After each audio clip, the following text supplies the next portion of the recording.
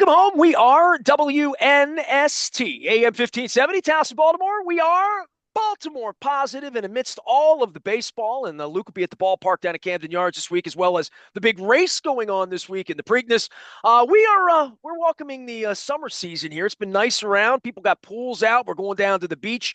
It is never a bad time to talk about safety and pool safety, and amidst tragedy comes information. Bode Miller, everyone is familiar with Bode Miller. My wife, when she found out that Bode Miller from the Granite State was coming on, said, "You got to talk New Hampshire with Bode Miller." Bode Miller usually talks alpine skiing, amongst other things, and very involved in entrepreneurial aspects. And it was a pleasure watching you ski. And when it came to my attention that we could have you on talking about pool safety and the tragedy that you and your wife and your family endured, I want to open it up. And first things first, welcome. It was always fun to watch you go down those mountains, my brother.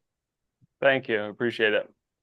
Your story's not about the mountains and gold medals and all of that. These days, you're talking about pool safety. Anyone watching is out seeing you in front of a pool. My dear friend Denny Nagel, a former major league pitcher from here in Maryland, lost a family member, lost a niece. You had the worst tragedy anyone could possibly imagine, and you're here to save other people from having this happen to them.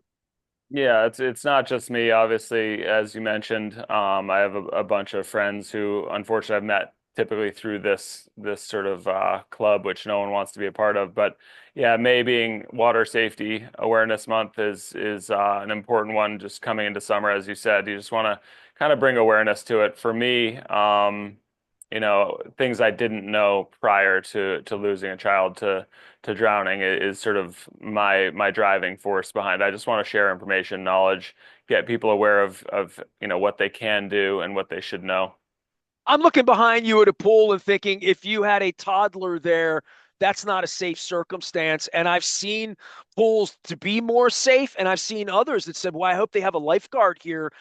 Your education in this and mistakes others have made along the way. What can people do to make sure that this doesn't happen? Awareness is first. Just knowing that, yeah, we're big people. We jump in the pool. It's fine. It comes up to here. It's not like that for everyone, even animals around the pool. Right, yeah, you get older and you take for granted that young kids just don't have that awareness, right? They're in the case of my daughter, I'd been swimming with her all morning. And I'd been at lots of pediatric visits with our doctors, and they talk about formula and sleep patterns and all sorts of things, and not once did they bring up water safety, which again was frustrating after the tragedy. I'd been with my daughter, and she just felt like, yeah, with water you just jump in, and your dad's there to grab you. So I think awareness and having the conversation be more open, amongst families and communities and stuff. But when it comes to sort of the prevention stuff or early swim lessons, survival swim is a huge part of it. And then in this case, Cover Star automatic pool cover turns what, as you said, looks like a risk, a danger. It truly is a risk. The most likely chance of accidental death for young people. So it turns it just into regular ground. You can walk right across it and have complete peace of mind that there's no danger there. So I mean that's sort of the layering system of awareness, and then early swim lessons, and then prevention around the water. So the Cover Star automatic pool covers are amazing solution for that. Well, you've talked to many other people and folks in your unfortunate circumstance. Um, the education part of this in pool covers, was it anything you ever even thought about at all? Was it anything that came to you? I mean, you grew up on a mountain up in New Hampshire. Yeah, New Hampshire is not a lot of pools. Obviously, we're around lakes and rivers, and you know, I, because my uncle drowned, actually, my mom's brother, and so I was aware of it, and from a young age, and but again, without pools, obviously you can't cover a river, you can't cover a lake. It just became you were really aware of the danger of the risk from a young age, and it still seems like a miracle that more tragedies don't happen. But when we had a pool in California, we did put up a pool fence, But again, we were not aware of Cover Star automatic pool cover. I think we would have certainly done that had we been aware. So, I mean, again, that's why I'm here is just trying to bring people's awareness to what the options are, what their what their options are to make their pool safe and still super fun and enjoyable where they can relax and feel good about it. Big appreciation to Cover Star for providing Bode Miller, one of the most talented ski racers of all time on a mountain. So I have you for a couple of minutes. I got to talk a little bit of New Hampshire and say you're in front of a pool, you're doing pool things. I know you're married to a beach person. How often do you find yourself on a mountain? I mean, I thought about this morning and having you on because I don't talk to a lot of ski racers, but it's the most intentional thing in the world because you have to be somewhere to do it. It's not like going and playing tennis or having a different kind of vocation. How often do you get on a mountain these days, Bode?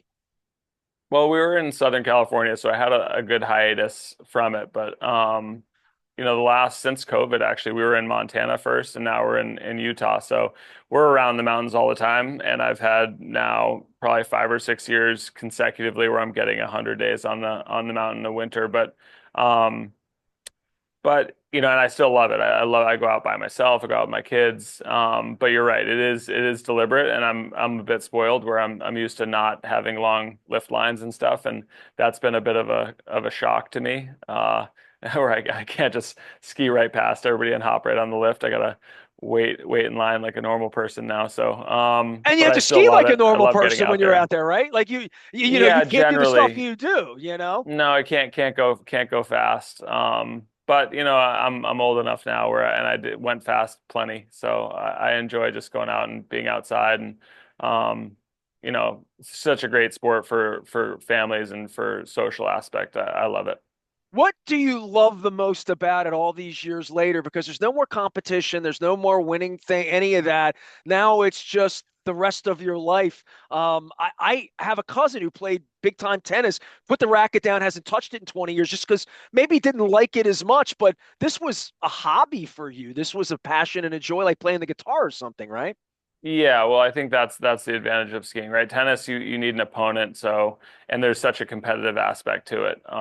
If your buddy went out and played now, he'd need somebody who is at his level. Otherwise, it's kind of miserable to chase a ball around all day. But skiing is individual, so I just go out and mostly I like being outside. I always joke that I play golf, I'd be a better caddy. My least favorite part about golf is hitting the golf ball. And in skiing, I loved racing, but it wasn't the only thing I loved. I just like being outside. I like being in the mountains. I love the juxtaposition between really slow, quiet lift rides that are mellow, and then kind of the more aggressive speed of ripping down the mountain. And yeah, I think it's a sport that you never stop learning too. I mean, every time I go out, I still feel different things, and there's no two turns that are the same, so that keeps it kind of exciting.